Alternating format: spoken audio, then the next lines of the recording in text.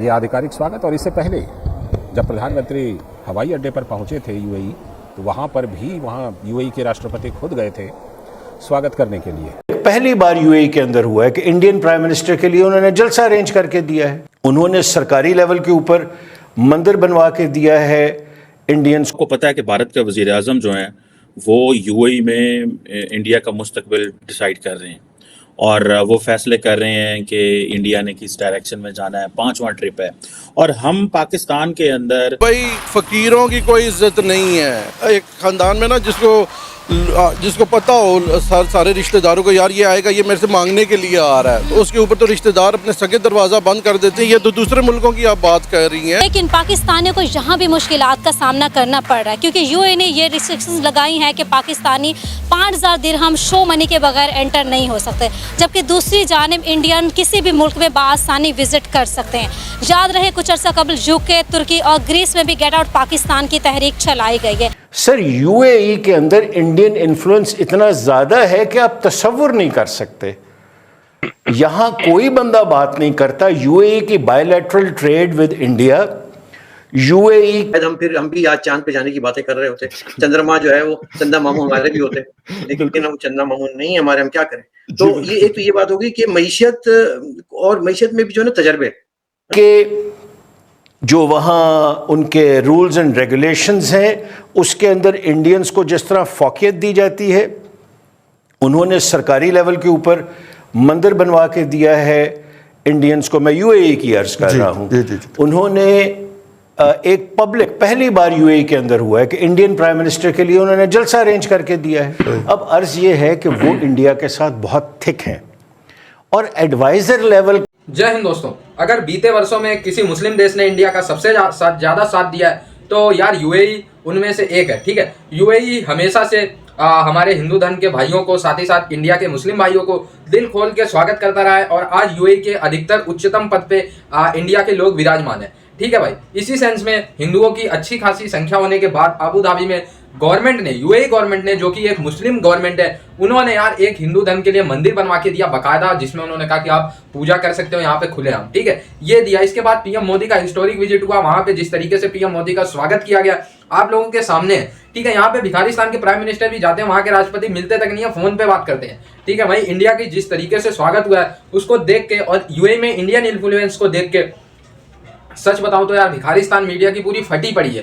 क्योंकि यार जो उनका मुस्लिम कार्ड था, आज से लगभग 5-10 साल पहले ये लोग सिर्फ एक कार्ड खेलते थे कि इंडिया हिंदू है और मुस्लिम देश मिलके इंडिया को दबाओ। बट यार जो मुस्लिम देश है जैसे का बंदा उस रिलेशनशिप को इंडिया के साथ की यूएई वर्सेस इंडियन रिलेशनशिप पे कोई असर नहीं डाल सकता। सिग्निफिकेंट है। हाँ, हमारे लिए वो 2-4 मजदूर और चले जाएं, 5-6 बंदे और हमारे जो क्रेन ऑपरेट करते हैं वो चले जाएं, वो बिल्कुल एक अलग बात है। यूएई की एक शहजादी ने पाकिस्तान के हक में ट्वीट किया था। जी। बहुत मशहूर हुआ, यहाँ अखबारों में आया। ठीक है सर, उसने सर 5वें दिन इंडियन तमाम लीडरशिप की तारीफ की। मैंने वो ट्वीट खुद पढ़ी है और उसने कहा कि I am proud of Indian leadership, और उनके हिस्टोरिकल पर्सपेक्टिव में जो लीडरशिप थी उसके मुतालिक उसने कहा कि मैं उन्हें फॉलो करती हूँ। ठीक, तो ये सर हकीकत है। ये हकीकत है। हम सिर्फ पहले ट्वीट को लेके दौड़ पड़े। वैसे सोशल मीडिया के ऊपर फोटोशॉप का भी बहुत ज़्यादा जो है वो दौरा है और हम तो उसको भुगतते रहते हैं। अब ये हमारी साइड ऑफ स्टोरी है। दूसरी साइड ऑफ स्टोरी ये है कि उनके फॉरेन ऑफिस जो हैं वो ग्रेडेशन पे बहुत ज़्यादा बिलीव करते हैं। मतलब अगर एक मिनिस्टर जाए उसका प्रोटोकॉल बिल्कुल डिफरेंट है, एक हेड ऑफ द स्टेट जाए उसका बिल्कुल डिफरेंट है, एक चीफ एग्जीक्यूटिव जाए उसका बिल्कुल डिफरेंट है, एक एडवाइज़र जाए उसका बिल्कुल डिफरेंट है। तो इन्हें डेफिनेटली जो जिस गवर्नमेंट में ये इन्होंने जाके अपना केस प्रेजेंट किया है, डेफिनेटली बात की होगी। हम जब भी जाते हैं मांगने की बात ही करते हैं ना जी। आज तक मैंने तो नहीं सुना कि 73 साल में हमने कुछ कभी देने की बात की हो। हमने में दरीना शायद मुस्कुरा रहे हैं इस बात पे, लेकिन हमने क्या कहा होगा कि जी हमारे बंदे ले ले, हमारी गुर्बत बहुत है, हम बड़े अच्छे लोग हैं, हम मुसलमान हैं, आप भी मुसलमान हैं। तो अब ये कहानियां जो है ना जी, वो पूरी दुनिया हमारी सुनती नहीं है। हम अपने ड्राइंग रूम के, अपने मुल्क के अंदर रह के बड़ी बड़ी बातें करते हैं, लेकिन जब हम बाहर जाते हैं तो इतनी तल्ख हकीकतें हैं कि हम वापस आके उनका जिक्र तक नहीं करते। तो यूएई तो हमारे मसाइल की वजह नहीं है, यूएई कहीं इस वजह से तो अवॉइड नहीं कर रहा हमें कि किते कोरोना दी ना लैके कुछ मांगी ना लेन। अब मसला ये जी कि जो आप ये देखिए कि जो सर्विसेज भारत यूएई वालों को दे सकता है वो हम लोग नहीं दे सकते, हमारे बहुत दूर दूर तक हम वो काम नहीं कर सकते। और तीसरी बात ये है रईस साहब कि अगर हमारे कुछ लोग प्राइवेटली करते भी रहते, ही करते होंगे, मैं नहीं कहता, लेकिन हम लोग ऑफिशियली नहीं कर सकते जिस तरह इंडिया ऑफिशियली करता है सारा कुछ। उनकी तजारत भी बहुत ज़्यादा है हमारे से, उनके वहाँ पे जो है इकोनॉमिक जो होते हैं उनके कल्चरल रिलेशन मफादात हैं वो बहुत ज़्यादा हैं, उनके कल्चरल रिलेशंस बहुत ज़्यादा हैं। उनके ताइफे देख लें, हमारे ताइफे देख लें। बात यह है कि यार ऑन रिकॉर्ड आ चुका है ये बंदा कि चाइना में इसको मीटिंग से उठा दिया गया था, ठीक है। हमने कितना कब इज्जत करवाना है इस मुल्क को कि एक जो नापसंदीदा आदमी था यूए की, सऊदी अरब से अलग उसकी हमें शिकायत आई, ये चाइना से अलग आई, बल्कि चाइनीज़ ने तो लगी लिपटी रखे बगैर उसको मीटिंग से ही बाहर निकाल दिया, उसको हमने अब यूएई भिजवा दिया। यार ये किन की हुकूमत है इस मुल्क पे? भाई साहब हुकूमत तो जिनकी है वो सबको पता है। वो रेडी वाले से आप पूछ लें तो मेरे से ज़्यादा बेहतर जवाब आपको वो दे देगा।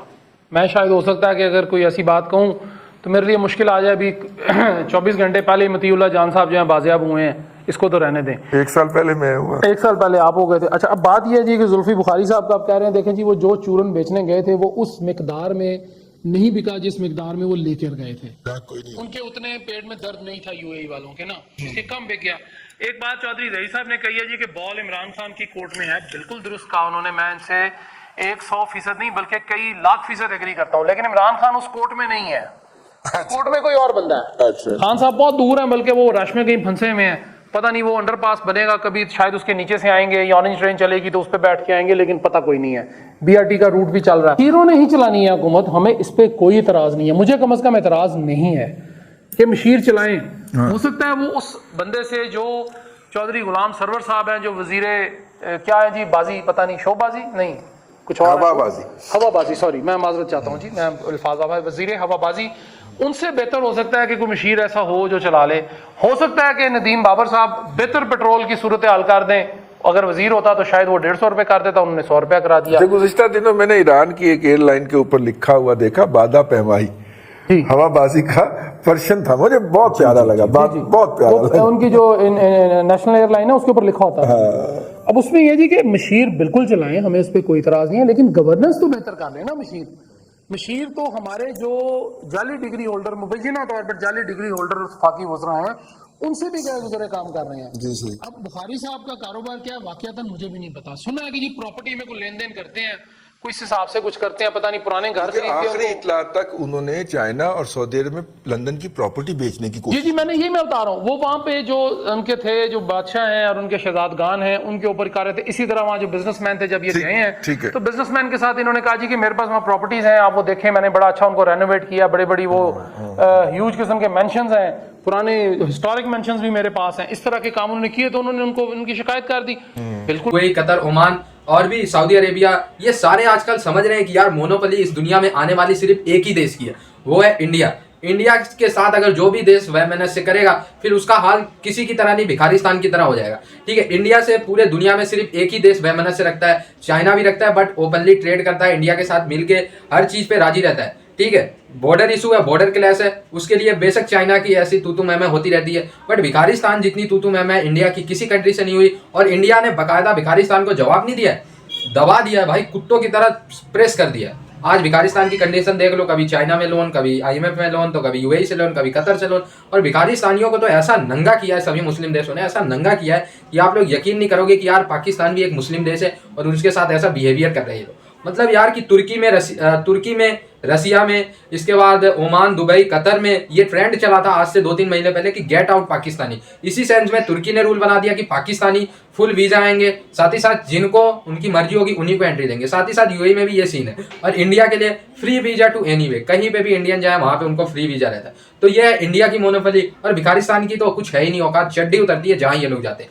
ठीक है, तो यार PM मोदी की हिस्टोरिक विजिट आप लोगों को UAE में कैसा लगा? बहुत शॉर्ट टाइम निकाल के इसीलिए PM मोदी गए क्योंकि UAE हमेशा इंडियंस की रिस्पेक्ट करता है, उनका स्वागत करता है, हिंदुओं की रिस्पेक्ट करता है, उनका स्वागत करता है। इसलिए यार PM मोदी ने टाइम निकाल के यूएई के और क्या जबरदस्त स्वागत हुआ आपके सामने। ठीक है, होपफुली यार आप लोग को मजा आएगा ये वीडियो देख के, और जुड़े रहे भाई हमारे चैनल पे ऐसे वीडियोस के लिए। भाई सब्सक्राइब जरूर कर लें। तब तक के लिए धन्यवाद। जय हिंद।